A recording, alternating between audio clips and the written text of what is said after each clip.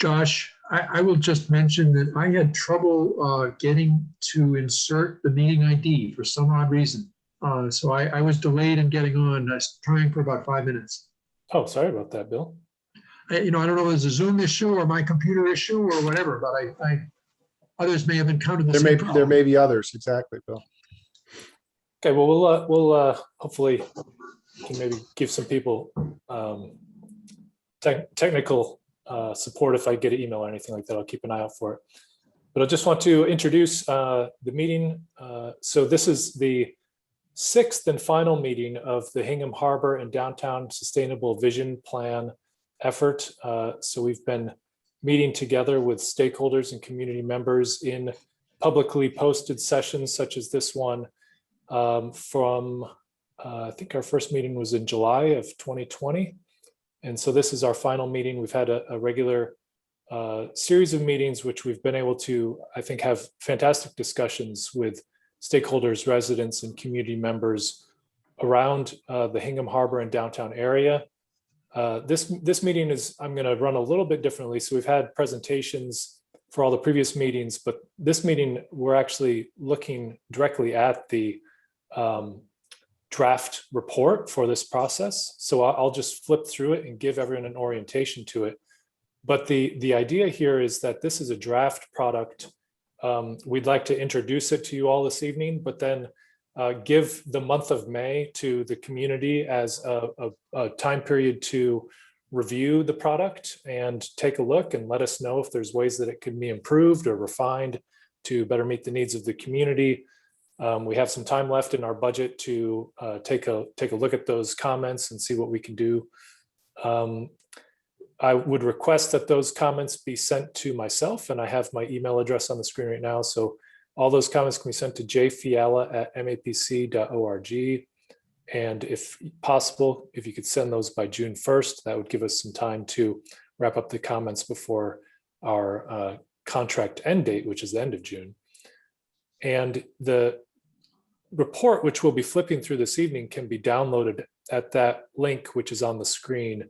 And I'll just read it off. It'll be a little bit awkward, but just so everyone can hear it too. So it's the http://bit.ly, bit.ly/harbor downtown draft report. So if you go to that link, you can download the same PDF that we're looking through this evening and then take a look at it at your leisure, print it out, whatever would be easiest to take a look through the materials.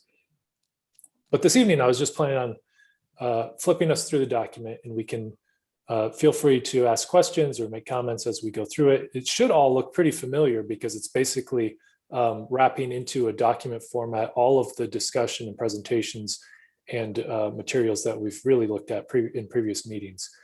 So with that, I think, well, since it's been a tradition of these processes, I think I know everyone on the call, but if you wouldn't mind hearing me, just so we have it on the record like we did for the other meetings, if you just put into the chat your affiliation with the Hingham Harbor and downtown area, and that will allow us to get that into the final notes as well. So just whenever you get a chance, you can enter that into the chat. I think I know what the results will be, but that will just give us it for our meeting notes for this evening. And with that, I will just start flipping through the draft document here. So it starts with a brief study description, some acknowledgements, the funding sources are noted, and then the contents. And the contents really for the plan provide an overall introduction to what this study was about, and then begin really in terms of the content with the district vision, which you all helped us define that vision statement. It goes through the process that we used to get to that statement. And then it goes through those same categories, which we've been talking about, these recommendations within. So the land use and zoning recommendations, the resilience and sustainability recommendations, public realm and open space. And then there's a summary table at the very end of the document, which is actions and implementation, which tries to give a summary highlight of all the aspects of that. All right, so let me just continue flipping through here. So in terms of the introduction, I won't spend too much time on this section, but it basically talks about the study goals, the previous studies that were the foundation for this effort, the stakeholder engagement, which many of you have been so involved in the details of, so that should all be familiar. It highlights each of the stakeholders, which I think has been an impressive way of showing up for the community and stakeholders involved in the district. Really a wide-ranging collection of stakeholders, all very well represented in these sessions. So that's reflected here on these pages. And then it talks about the plan process and the study boundary, which is highlighted on the right page. And the document itself is a landscape 8.5 by 11 document, but I'm just showing it in page spreads a little bit to go a little bit faster this evening. And then about the study area context, both in terms of the townwide context, but then also that zeroed in on the study area within a 1/2 mile and 1 mile radius of what we're looking at. And how the differences as we articulated in this process between the sub areas of this larger district. So you have the Hingham Harbor area along the waterfront, of course, and Route 3A. And then you have the Hingham Square area, which is that core historic portion of the downtown. And then we described the sub area between those two as the North Street sub area. And it really is more of a transitional area. It has some historic structures along North Street, but then some more auto-oriented uses, which are along Route 3A as well.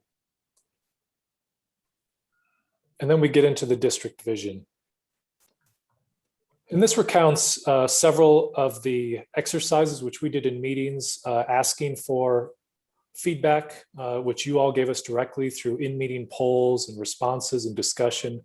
So this summarizes the key priorities and points which came through some of those questions. What works in Hingham Harbor, what works in downtown, what doesn't work, what other types of resilience features would you like to have, what do you want the study to accomplish, those types of summaries from our discussions. And then more focused discussion and questions about the district vision itself. What is the district about? What should be accomplished here? What do you feel the vision statement should reflect, and what should be improved as a result of this effort? And then the vision statement itself is highlighted on the left page of this spread. And then the overall organization of how that vision statement forms an overall direction, but then that direction is made more actionable and detailed through the 3 sets of recommendations.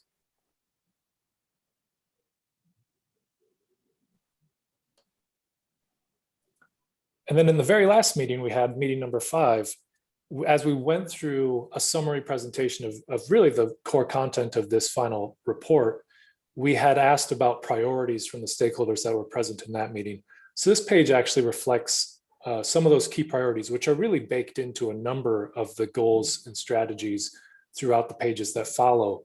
But those are basically to increase space devoted to people and really to focus on those outdoor spaces, the opportunities to convene and gather as a community, the opportunities to eat outdoors, to have waterfront experiences, to strengthen the vitality and sustainability of the district, form a coalition of partners. I think those partners are easily identified and identified through this planning process, but to continue the efforts of meeting together and really building the coordination between them.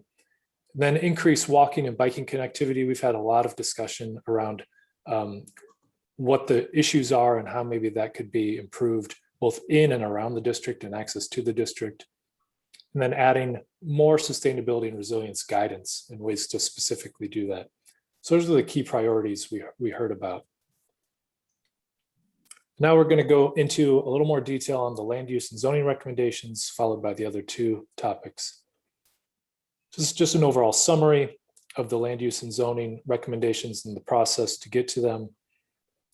The 4 goals are highlighted in this initial introduction, as well as the zoning map of the district from the town of Hingham. And then we go goal by goal with strategies underneath each goal that develop that overall goal. So the first goal is diversifying activities and attractions. And then this is a strategy and write-up and hopefully a good amount of concrete information to be able to advance this idea of developing a vacant storefront program. So we put in sort of the reasoning behind it, some resources to point to in terms of where how you could actually actionize this idea, support for the strategy, which we measured in meeting polls throughout this process, and then some potential next steps and funding sources. So you can see that here for the first one. And then that's basically the layout that follows for each subsequent strategy. So we have expanding arts and cultural activity and events. We have a write-up justifying that need, and then a write-up about the support for the strategy, what could be done to take the next steps in this strategy, and some of the potential funding sources for advancing those ideas. And then this was one that really was familiar to the group and has been underway in terms of on-the-ground investments and improvements. So identifying historic assets and destinations within a consistent set of information, as you see in the photograph on the right page, and really advancing that to expand it from beyond the 3 or so locations along the waterfront and having that be a feature of the entire district and ways to go about that. The second goal within this category, expanding waterfront activity. So we had talked about, and it was well supported, the notion of allowing sit-down restaurants on waterfront by special permit. Talk through what that could look like, what it could mean, how the zoning modifications could be pursued by the planning board, specifically potential funding sources. In this case, there's not likely the need for much funding. It would just be staff or board time to discuss and sort of make specific that idea. Then the next is to partner with water dependent users to maximize activity. And this idea, I think, is one of the places where we point to the additional study which you all are pursuing in terms of a more detailed look at the district, particularly along the waterfront with the open space and public space amenities. And then additional design, programming, and event opportunities, looking at ways to bring together the events in the district, both on the waterfront and in the downtown itself, write up about all of that, and some of the potential funding sources. And then in the next goal, elevating and emulating the historic patterns of the district, we defined exploring district design guidelines that can attach to the overlay of the downtown and talk about what that additional design guidance might look like to complement. There is design guidance that exists in the zoning bylaw today, but this would go a little bit further and have some specific, we have some specific ideas about what those additions could be.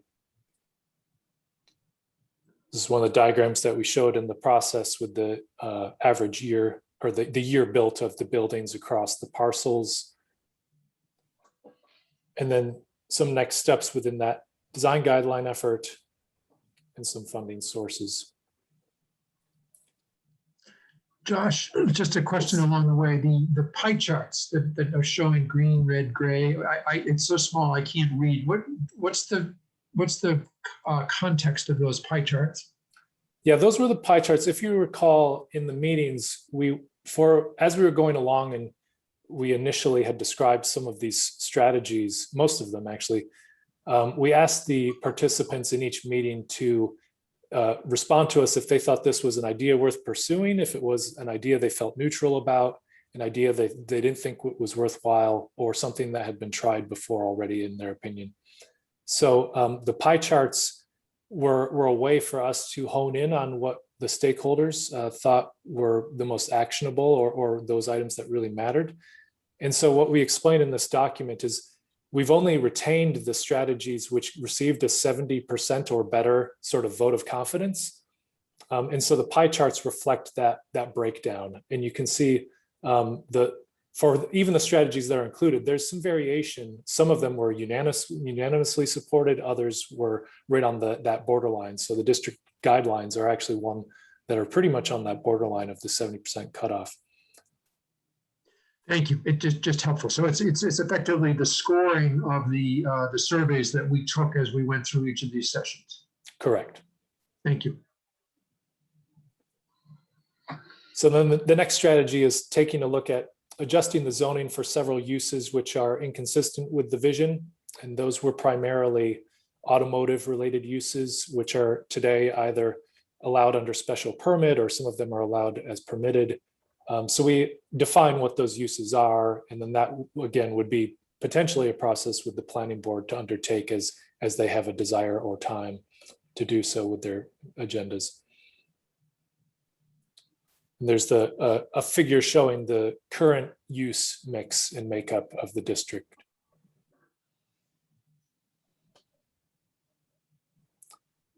And then the fourth land use and zoning goal is continue and coordinate stewardship of the district. And the first item here is to really echoing one of the priorities which we highlighted, which is to form a coalition of partners that meet regularly to advance the district. We have an initial listing of who those partners could be. This would be one of those items where if somehow inadvertently we've missed a stakeholder that should be at that table, certainly please let us know. We can add them in. We think we've covered most that should be involved, but we might have missed someone inadvertently.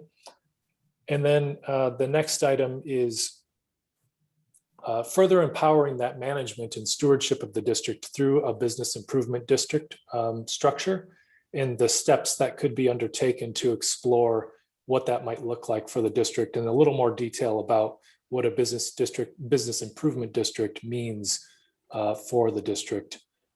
And support for that strategy, some of the next steps to actually get that undertaken, and some potential funding sources. I've never heard, do you know if you all received a grant from DHCD about pursuing a business improvement district? Has anyone heard about that? Lynn, I'm going to look to you.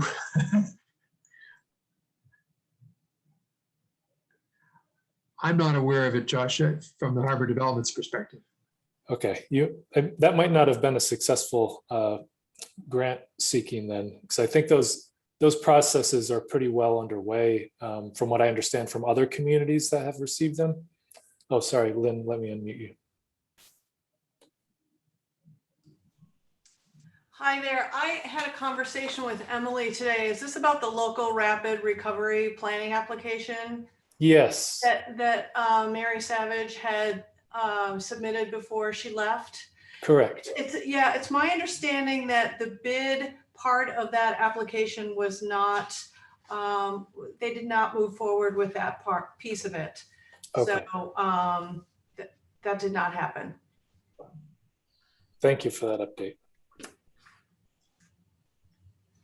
All right, so then some of these recommendations will probably be useful in the future. I wasn't sure with that grant application out there if some of these items might actually be underway, but it sounds like they're probably not.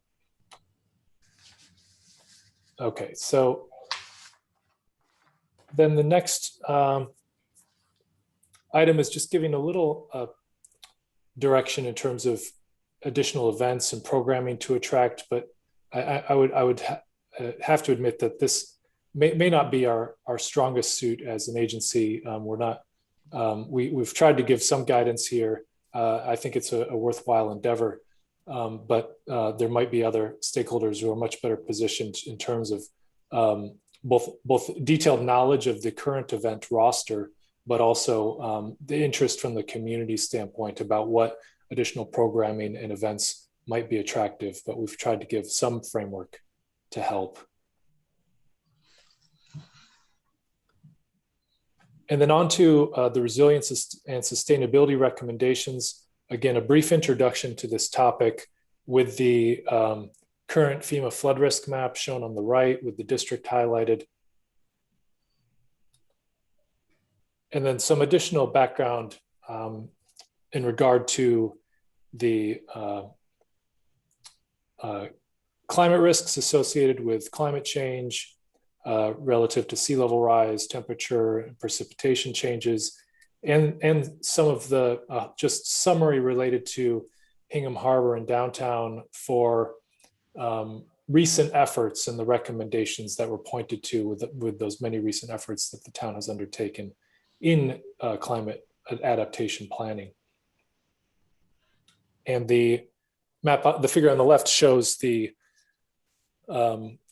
projected, or I guess that's still current flood levels with some of the historic assets and critical infrastructure in the district highlighted. And then as we get into these goals and recommendations, strengthening vitality and sustainability, which was one of the priorities. Here we're talking about the district parking as a form of, as a way to get at improved sustainability in the district. And this would be to develop some parking guidance around where visitors and businesses, business owners and employees could park, and a way to develop a program around that to help optimize parking in the district.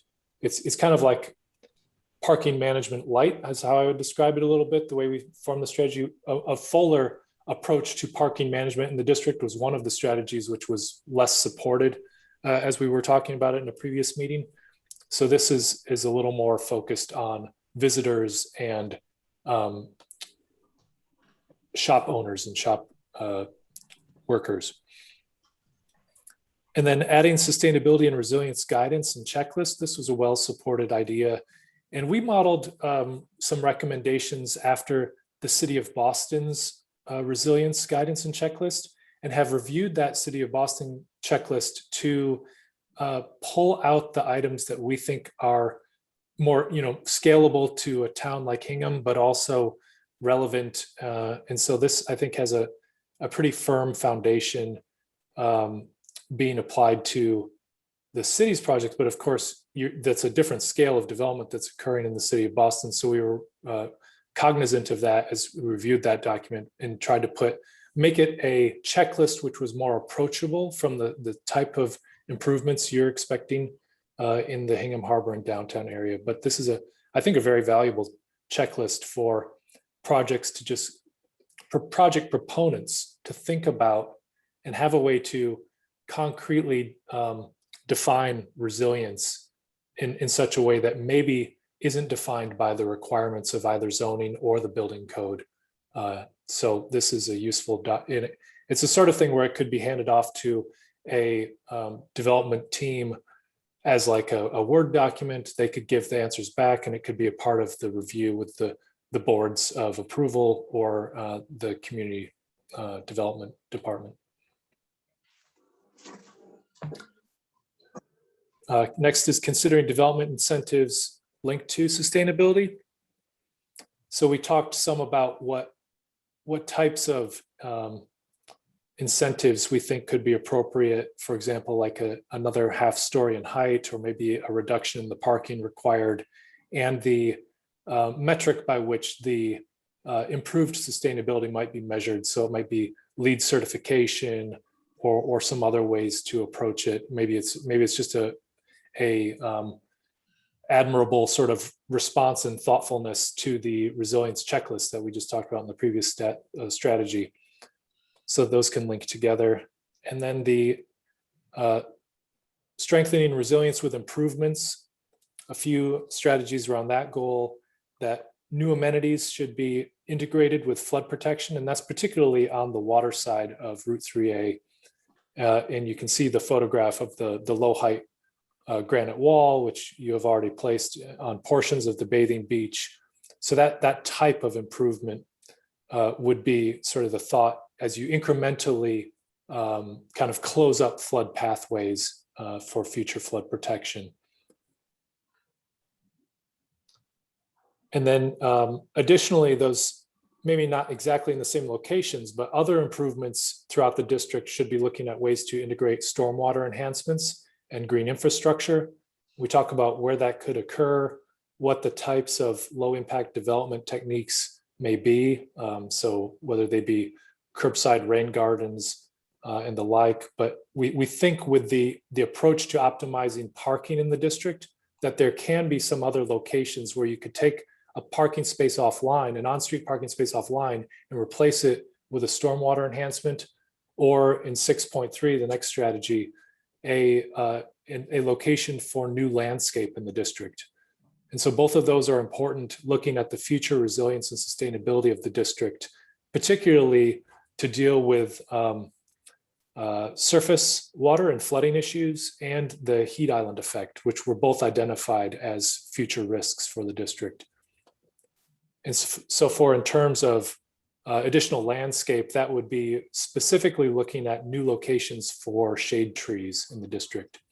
And there's some information in the table on this page about the economic impact of tree cover and the tree canopy and the economic benefits of it, and some strategies about how to advance that process, and some grant sources. I just saw an email today actually about the DCR's Urban and Community Forestry Challenge Grant Program, which is specifically designed to help communities plant more trees.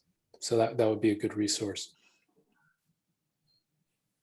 And so these two figures show on the left the impervious coverage and tree canopy coverage, actually both, in the district. You can just see that it basically shifts from the green, which is the tree canopy, to the gray, which is the surface impervious, the surface parking lots.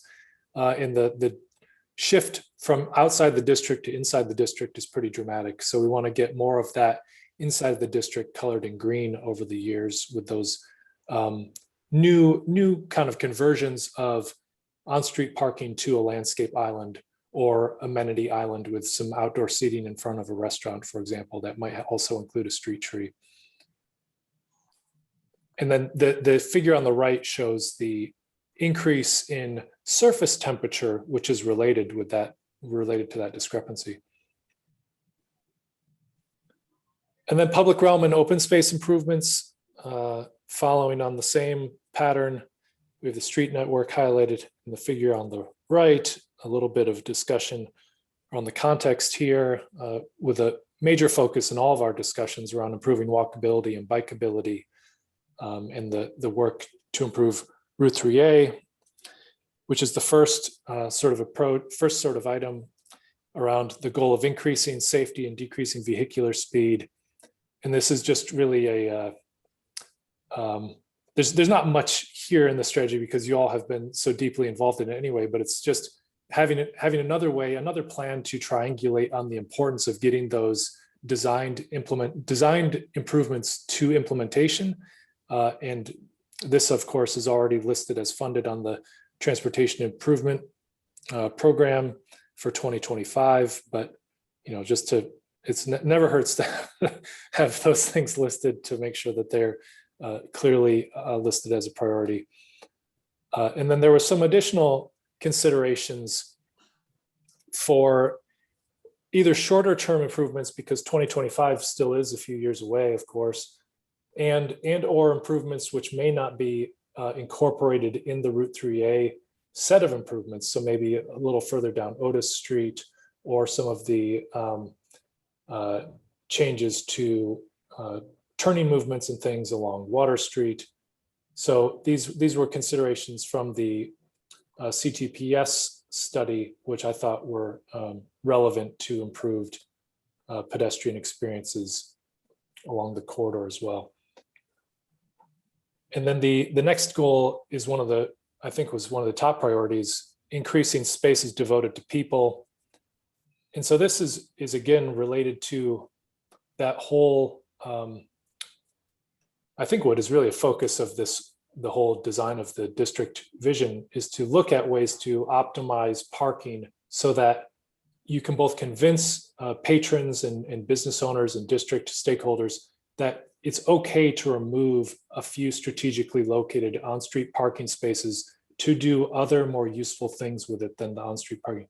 Parking is, of course, we frame it in the report as parking is a critical function of the district and is important to work well and for people to view as convenient, but it also does not come without opportunity cost. And that opportunity cost is additional landscaping, stormwater improvements, and the ability to increase spaces devoted to people, by which we mean sidewalk seating areas, small pocket parks, places for outdoor restaurant dining, places for outdoor retail merchandise showcases, things that really make the district feel active and vibrant, much more so than a parked car.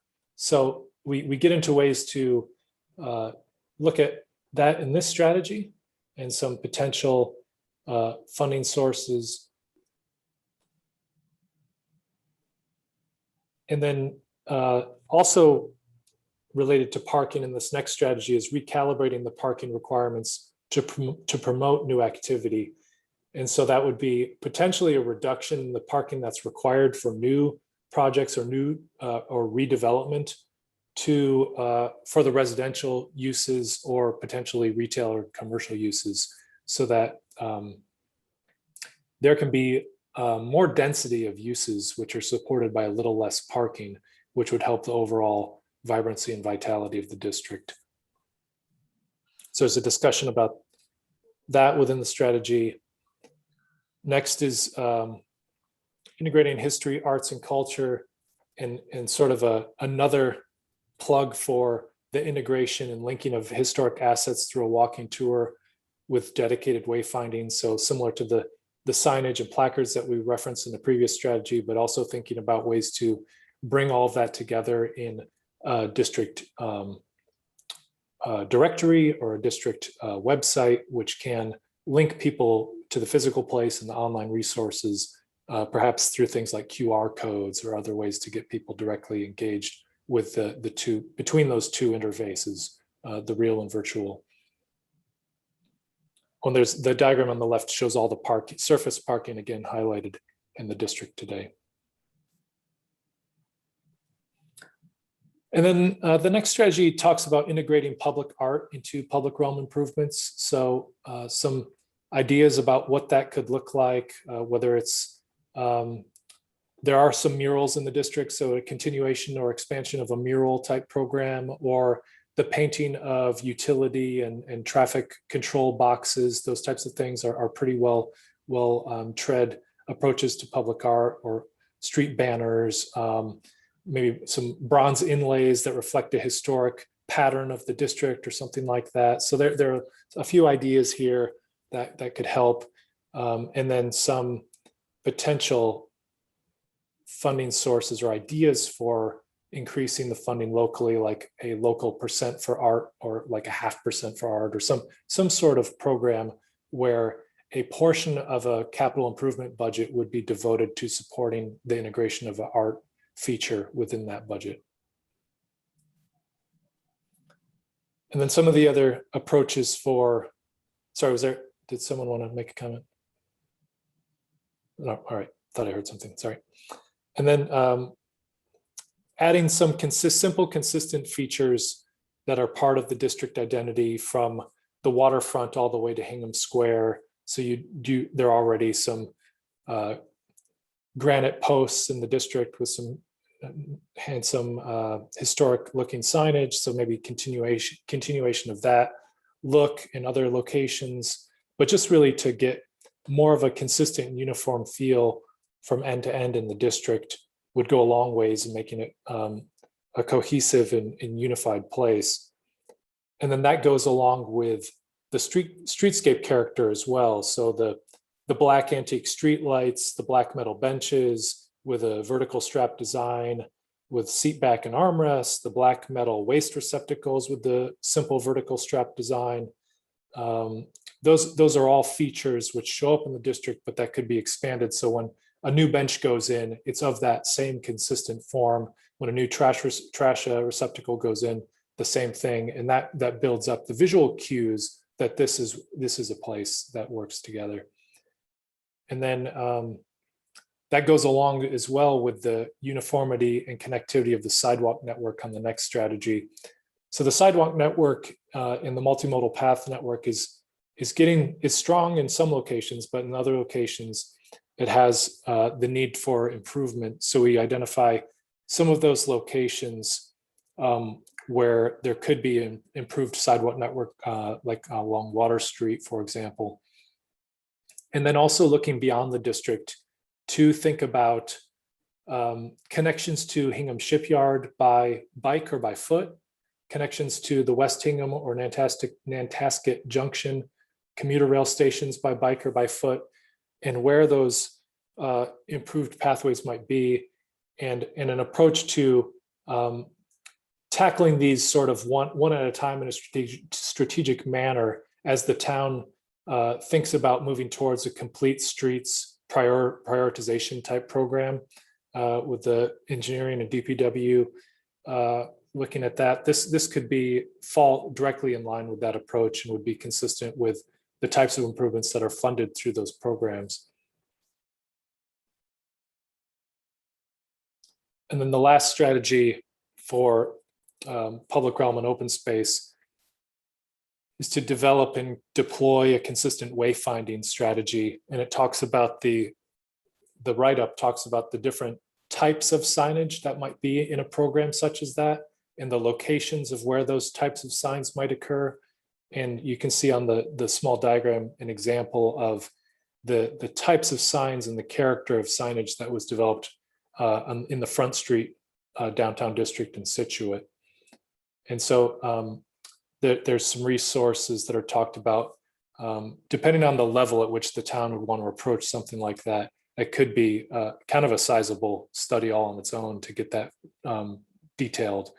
But there are resources and grant programs. The Massachusetts Downtown Initiative is one that funds those types of processes and projects specifically. So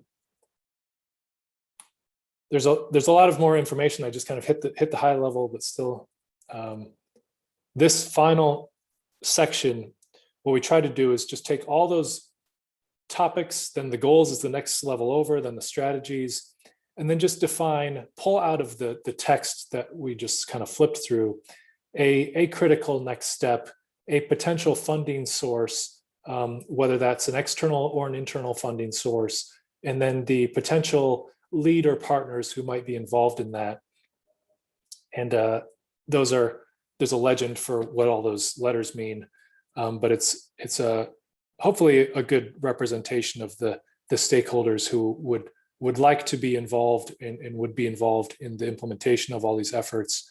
And again, this is another part of the review, which we would invite you to take a close look at. And if you think there's a party which we haven't included for, not on purpose, but if there's a party that should be included in these list of implementers, then that would be great information to know. We can add them in. The other thing that we tried to be a little sensitive to, but there's you'll see there's a few of those letter combinations that get repeated quite a bit. So community planning and development is one of those, or the community planning department. They I think are at the center point of a lot of these efforts. But if there's a way to diversify some of that responsibility, we'd be happy to do that too. So with that, here's the information again. You can download this PDF draft report at that bit.ly Harbor Downtown draft report. And then please take your time taking a look at it over the next few weeks. And if you have any thoughts about it, how it could be refined, improved, made better, send those along to me by the end of the month, and we'll try to get those wrapped into a final document. So thank you all. I'll stop sharing my screen and we're happy to discuss anything that sparked your interest. So Josh, I am actually very impressed about how this final report has come out. I can't wait to read it. I just printed it. Okay. It's amazing. You're very fast on the print draw there, Gordon. Yeah. Habit, I know I guess. couldn't even get the URL down.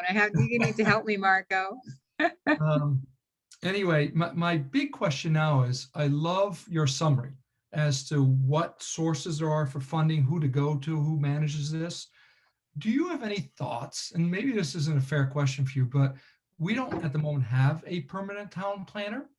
And it sounds to me like that particular individual is going to be absolutely critical, right, to making all these things go forward. Like I was scribbling down the Mass Downtown Initiative because they fund signage, right? I mean, we'll never know that stuff right, as volunteers here. So how do we make sure we don't, I suppose it's in the end of the report, right? That's how we keep track of all this. Yeah, I think what we tried to do with the report was just make sure, like, do a brain dump in a way of like all the things that we're aware of and know of just doing this in community after community, and put all of that into a report. So there's hopefully we've given as much guidance and direction in terms of what are the resources, what's the grant. But I think, so hopefully a lot of that is in this report, and it would be, whether it's a new planner or someone that's worked in the town before that comes into the position, they would have all the information they need in this document to be able to pursue that. But then you're right, it's the work, Marco, is like, is that grant pursuit, this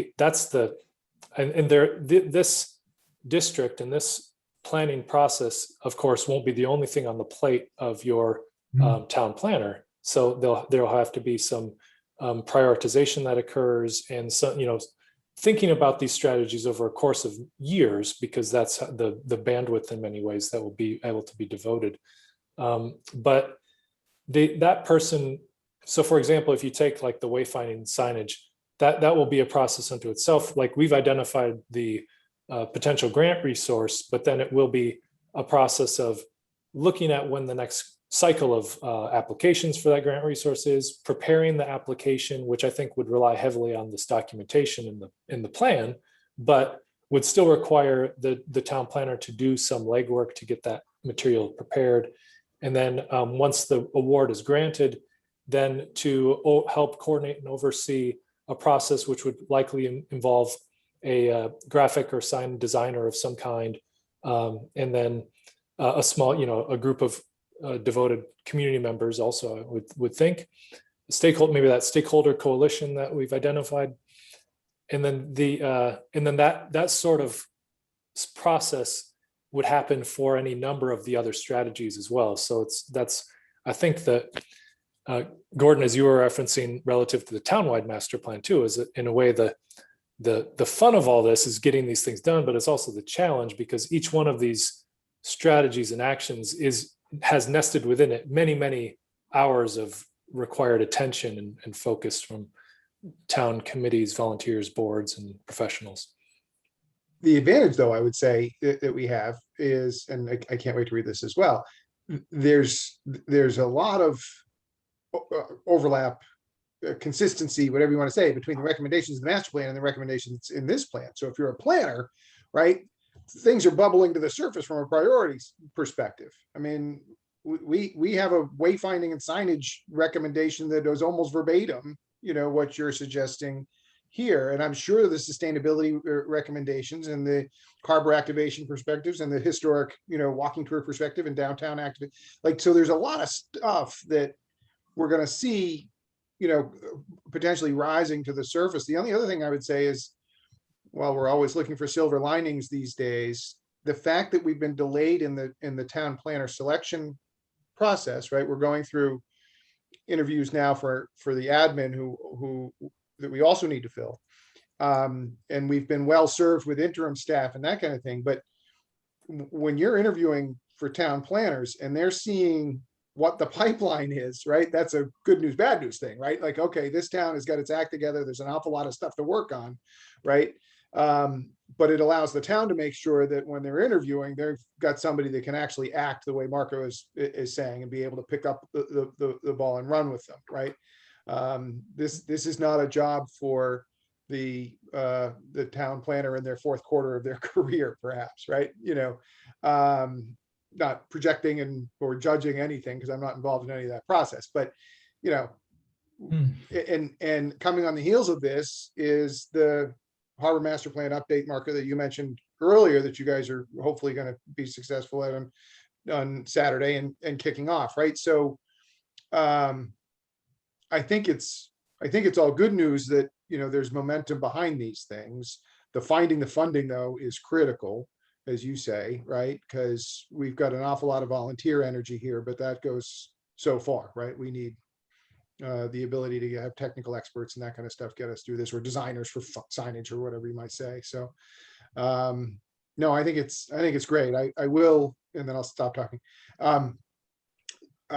we will want to coordinate your implementation legend and structure and assignments and that kind of stuff as much as possible with ours. We're looking at the master plan chapter on that as well, making sure that the acronyms are the same, right? That we're using the same 3 letters for whatever organization, right? And that we may be assigning them the same stuff, right? So that we're not at cross purposes. So that'll be more of a sort of mechanical thing, but that we'll work with you on. But I'll look at that too. Yeah, that sounds great. Gordon, it's ironic because, of course, during the process of seeking the Harbor Master Plan update, several times, whether it was within Community Preservation Committee or within the Advisory Committee, there were questions about, well, is there, multiplicity? Is there overlap? Are we being redundant here? And I think what we're seeing is it's not redundancy. It's perspectives coming from different directions that, as you pointed out, are going to meet. And the fact that one of those, which for the Harbor Development Committee, three members here on the call, is critical, is that Harbor Master Plan is still to come. They will have the benefit of what's in the town's master plan and this report.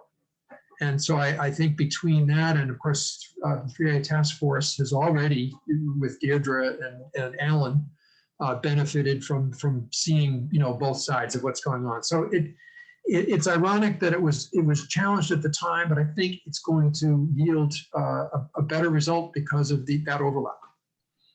Yeah, my guess is you're going to be looking at a bunch of capital elements of the waterfront and the harbor as well that none of these plans have done at a granular level, right? So there's you're going to be filling in some blanks at the same time. But yeah, I can recognize irony as well sometimes. So I didn't mean that the 3A Task Force is the other big Megillah that's in here and part of this plan too. So I think you were also saying that this prospective planner that will be interviewing for, they should be excited, but it's not for the faint of heart. No, right. There's a lot here. Yes, and talent costs too, right? So that's been part of, I think, the struggle internally, and the administration has been dealing with an awful lot of stuff, I think, as we can all appreciate. And I think that starting next week they'll probably be able to work on this in earnest. And as I said, from a planning board perspective, we have not missed a beat from a staff perspective, so that's been good. But you're right, it's this is going to be an important hire for sure. Josh, what's the etiquette, if you will, maybe it's not the right word, about us, the royal us, coming back to you if there's questions? So we're starting to develop the detailed master plan for the harbor. Somebody's got a question. Can we come back to you?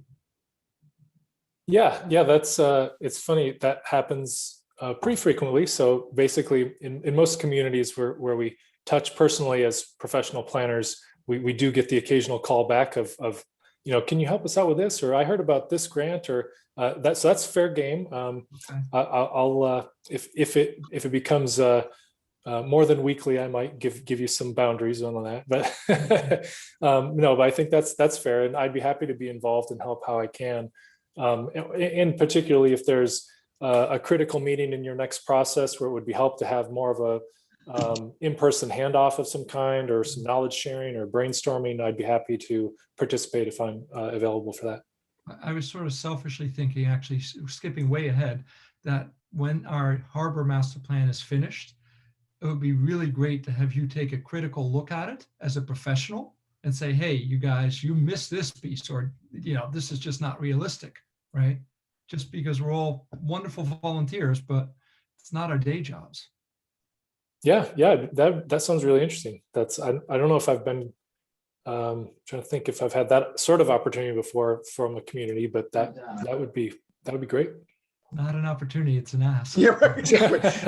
I'm so grateful you think it's an opportunity. Okay. Marco, I thought you were going to say, what's the etiquette of saying, Josh, do you have any interest in moving to the South Shore and working in Hingham? I know of a job. Yes. I did want to, truly, I'm so impressed, and I, like Marco, will and eager, like all of us, to dive into it. I do need that URL again. Did you send it to I'll us? send it to you. Okay, thanks. And I don't have my glasses. Josh, thank you so much again. This has really been inspiring. Can you reference again, you mentioned a DCR quote about tree canopies, I mean, a DCR grant about tree canopies and, Yes. Yeah, just, I could Google it too, if you think it just came out.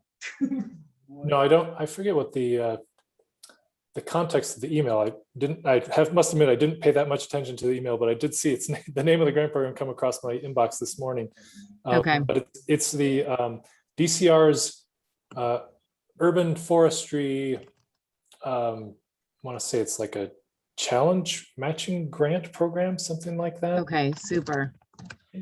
Okay, that's really helpful. And do you know, Josh, in your orbit, have you ever heard of grants, especially in an era where everyone is working on diversity, equity, and inclusion, where communities that do not restrict access might be eligible for funding? Like, don't make their beaches private or don't make their resources private or permitted.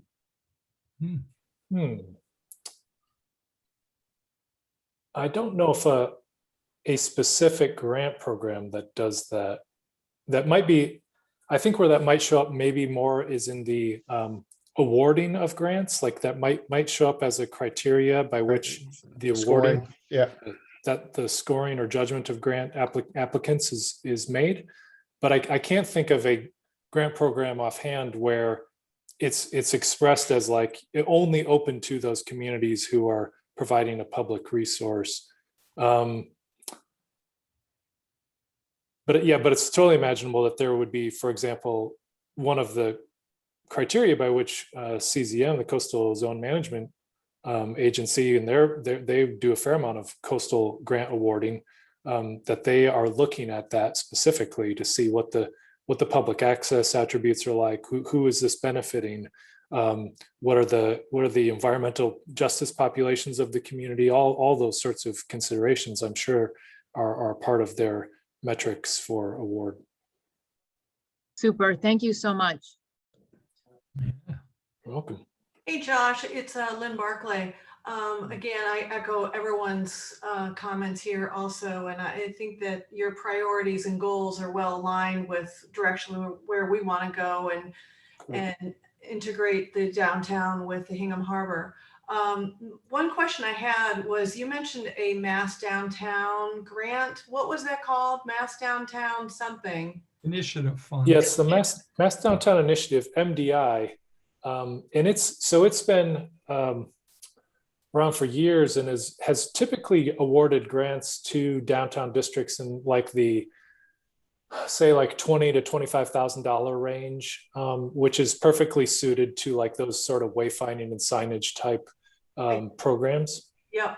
Okay. But I'm not sure exactly what the relationship is, but the most recent, I forget the name, the COVID Rapid Response Resilience Grant Program, which was just awarded, which one of the, Mary's application about the bid was through that program. That's right.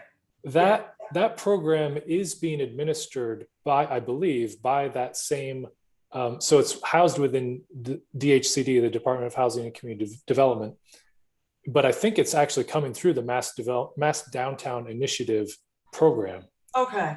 And so they have currently, just by the way that the state funding has flowed into that program, they have much more money to grant in this current round, which I think has been kind of to my understanding, has basically been awarded, and the communities are working with consultants, of which MAPC is, I think, working with 4 or 5 communities presently on that rapid recovery grant program. So I'm not sure, I guess I say all that to basically say that I'm not sure where the Massachusetts Downtown Initiative program will evolve, if it will continue to receive much more funding through these recovery and COVID related impacts. If that will be the housing of it, it might be a very different granting program than it has been traditionally with those 20 to 25,000, because I think the average award for the recovery grants was in the neighborhood of 60,000. That's right. That's right. And we were awarded that, is my understanding. But with Great. Mary not here, I think there's 2 people that are working on that right now in lieu of her. So, and that's the one that was the local rapid recovery to help bolster economic recovery post-COVID. Yes. Mm-hmm. Great, thank you. Sure. Josh, Elliot. are you familiar?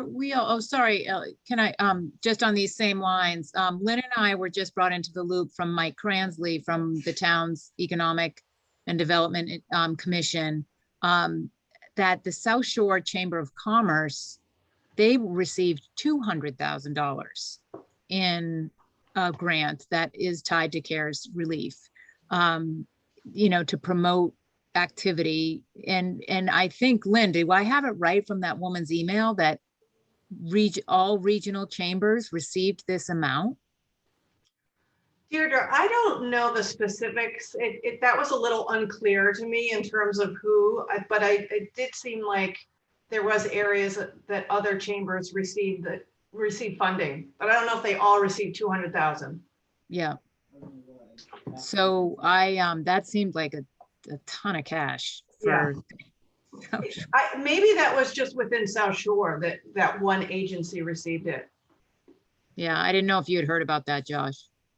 I hadn't. That sounds great. We're working with Peter Foreman on another planning project presently, and that's great news for them. That's fantastic. Yes, absolutely. You might, yeah. So hopefully it'll help your projects. Right. I just posted in the chat too, Elliot, we'll go to you next, but I posted the link in the chat again with the way to document or grab the PDF document.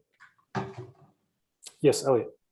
Yeah, that was my request. I guess you don't have a PDF form or something of it that you could email, or? I have it as a PDF. I downloaded it, but it's 20 megs. So if your email can accept 20 megs, it's easy to get. Okay. Yeah, the issue is I did it as this link that I've created for that purpose that Marco just said. I tried several times to make the file smaller, but because of all the page size and the images, the smallest I could get it was 20 megabytes, which isn't, I mean, some emails will actually accept that amount these days, but it's better safe to just do it through a link. Thanks. You're welcome. Josh, it's been a process. You've stuck with it. I wish I could say the same for a consistent crowd on our end. It's as always with volunteers. We haven't had. I think I've made 5 out of the 6 meetings. Missed one, and we're hurting for not having our planning people, professionals in the town able to participate and join in all this. But hey, we're going to have the document, the end result. So we'll and Gordon's going to hire a great staff. Tom Mayo's going to hire a great staff. Oh, okay, all right. Enough for I don't want to get myself in trouble for any of us, right? Yeah. Well, anyway, my thanks to you, Josh, for getting us this far. As it happens, Harbor Development Committee has a meeting next Tuesday right after town meeting. And, we will make this an agenda item, not that we will have all reviewed it because we're going to be exhausted by the time the town meeting's over, but to do that in May and be able to get back to you in early June. Fantastic. That's great. Well, and I appreciate all of your efforts too, and the consistency with which many of you have had to be at all these meetings. I know it's a lot, and the devotion you all have to the community is impressive. But I think that we have had in this process really good turnout and participation, fantastic results in terms of the variety of stakeholders that were represented. And I think we were able to reflect in the report, and the feedback really pointed in a consistent direction. And hopefully the resulting document is a reflection, you all feel, of your conversations through this process. That's most important. And I think we've had enough people involved to really make those conversations meaningful and direct us in a way that will hopefully result in some actions that the town will want to undertake. So Josh, one last comment for me. So Deirdre and Bill and I are on pins and needles because we've applied for funding to rebuild the first wharf, town pier, in our town warrant. So we're asking a town meeting for 5.6 million. Wow. So, Lynn, if you could send out a note to the members of the Downtown Association, that'd be great. A little plug for me. I sent you an email on it earlier this week. Yeah, I saw that. I haven't responded to you yet. I will. Okay. I'll respond to you. that would be Lynn, great. just so you know, you're not being singled out. We've reached out to virtually every other constituency that Josh has in his list and many others, including the Maritime Center and the Rec Commission and Friends of Hingham Harbor and the two marinas. And, we're reaching out to everybody we know. Certainly. A 2/3 vote is never easy to get. I know. I got it. I got And it. and that's a town capital request, is that right? Yeah. Yes. Article 20, Gordon. We'll look for you. Well, I'm the last one on the list, so I'll be there until the end. You'll so, still be there. Yeah. Yeah, I'll be Laura there. Burns put it out to all of us. I thank you, Elliot. I was aware of that. Actually, my wife Kathy had spoken to Laura, and actually Gordon, I'm sorry, Gordon Marco, you had as well. So, Well, all right. Well, look, again, I'm going to have to go on to something else, believe it or not. So I'm going to say my good nights, Josh, but with appreciation, and we'll circle back in early June. Sounds great. Thank Thank you. Josh, well done. Thank you. Thanks, Thank you all. Josh. All right. Josh, thanks Good again. This was Good fabulous. night. Super Start to job. finish. Thank you so Right. much. Bye. We'll Come get to you- Hingham. We'll get you comments. Thank you, Josh. Thank you all. Have a good night. Good night.